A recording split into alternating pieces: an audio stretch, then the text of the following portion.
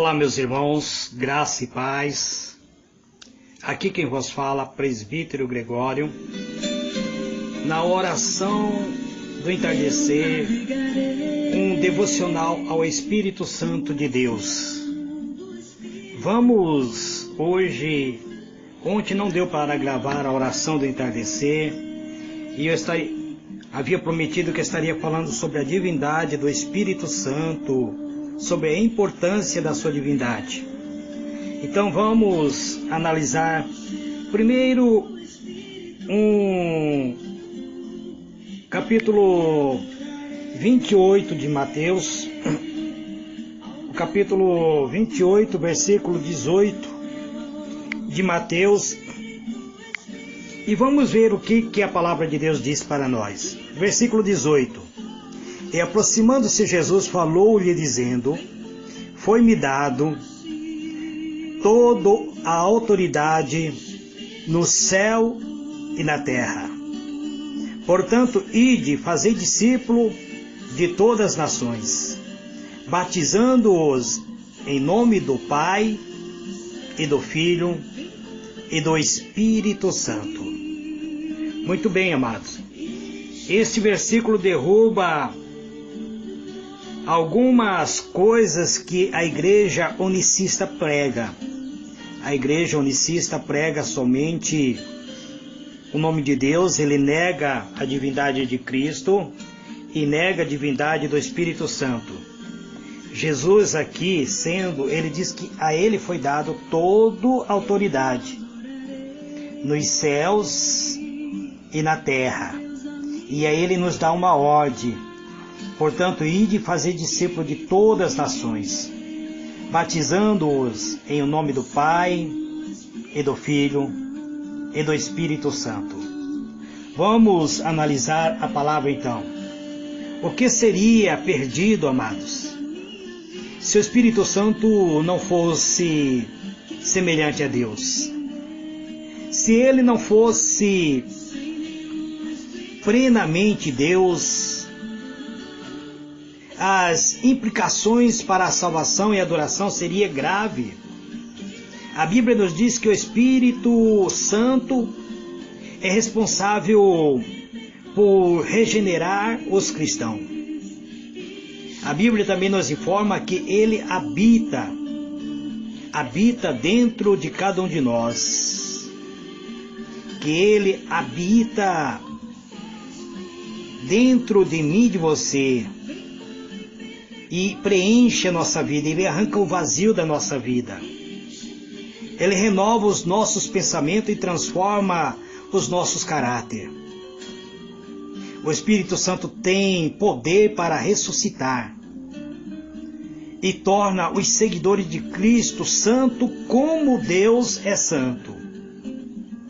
Se o Espírito não fosse Deus, como poderíamos ter a certeza de que ele pode fazer qualquer uma dessas coisas de tal maneira que seja aceitável a Deus? Então nós vemos uma passagem onde Jesus ordena que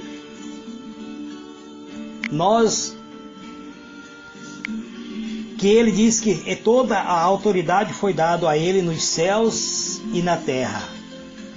Vamos analisar uma outra passagem para tentar entender a divindade do Espírito Santo. 1 Pedro, capítulo 1, 1 Pedro, capítulo 1, versículo 2, está escrito assim: 1 Pedro, e eleito segundo a presciência de Deus Pai, na santificação do Espírito, para a obediência à expressão do sangue de Jesus Cristo. Graça, paz vos seja multiplicado.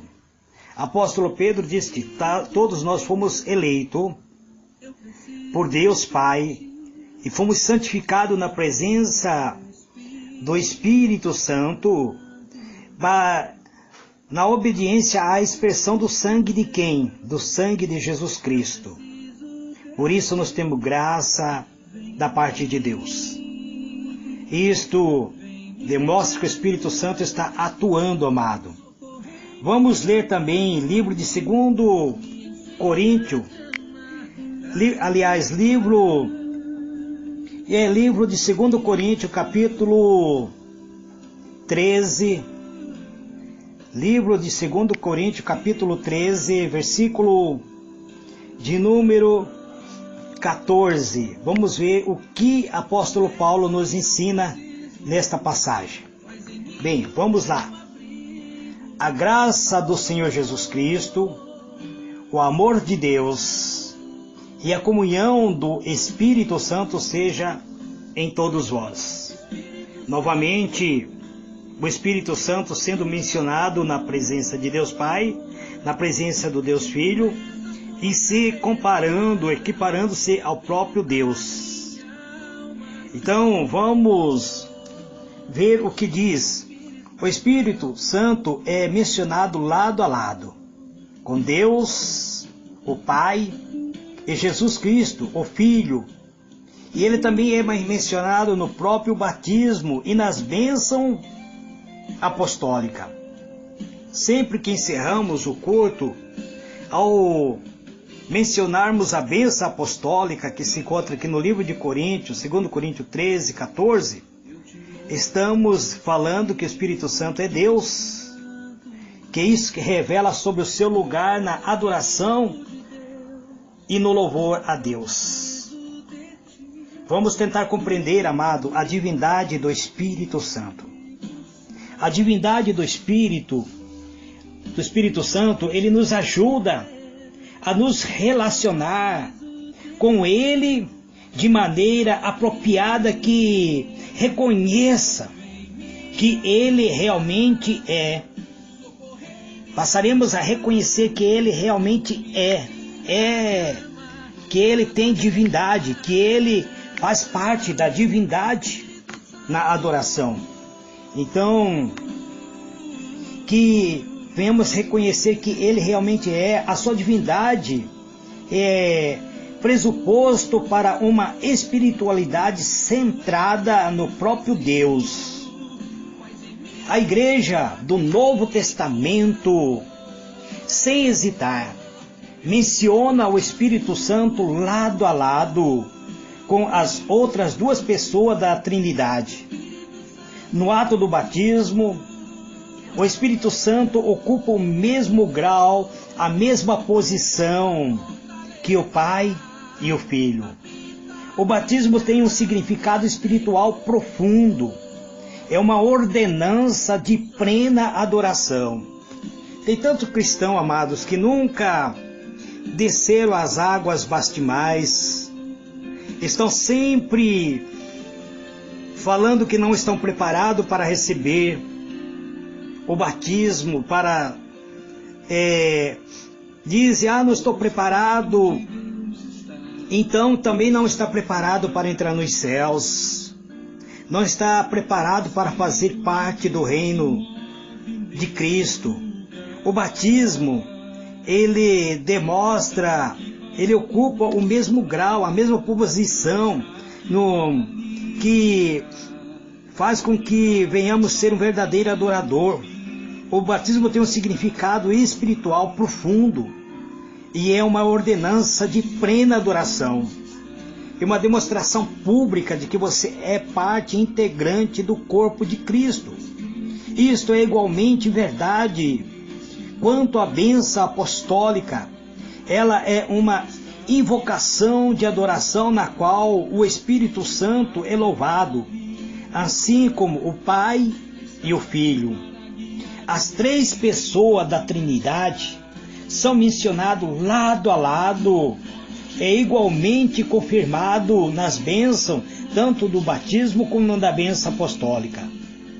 No Novo Testamento, o Espírito é declarado digno de adoração, não apenas no batismo e na bênção apostólica, mas também no pedido constante, a fim de que venhamos depender, amado, dependamos dele para todo o bem espiritual, e que lhe obedeçamos com o nosso Mestre divino, aquele que nos santifica, que é o santificador, a qual Jesus disse: eu orarei ao Pai e Ele vos enviará um outro Consolador, um Espírito da verdade que o mundo não conhece, mas vós conhecereis porque habitará dentro de vós. É importante, amado, o fato de que o Espírito Santo é Deus. Isto é muito importante. Se nós compreendermos isso, que Ele é verdadeiramente, então reconhecemos a sua divindade, passaremos a honrar a sua obra, passaremos a confiar nele para nosso próprio crescimento pessoal e para nossa santificação. Então, esse é uma pequena palavra que eu posso trazer hoje acerca da divindade do Espírito Santo. Eu estarei procurando diminuir o tamanho dos meus áudios, amados. Eu estive conversando com uma irmã, ela disse: presbítero, seu áudio está muito grande, é muito difícil ouvir todos os seus áudios. Então, estarei diminuindo a quantidade dos áudios. Então, convido vocês a orar. Vamos orar ao Espírito Santo, buscar a presença do Espírito Santo, de bondade, de misericórdia em nossa vida. Amanhã, provavelmente estarei falando sobre a personalidade do Espírito Santo. Então vamos tentar aprender por etapa. Vamos tentar abundar por etapa, amado, para o nosso crescimento, para o nosso elego espiritual, para que a nossa alma alcance o acalento.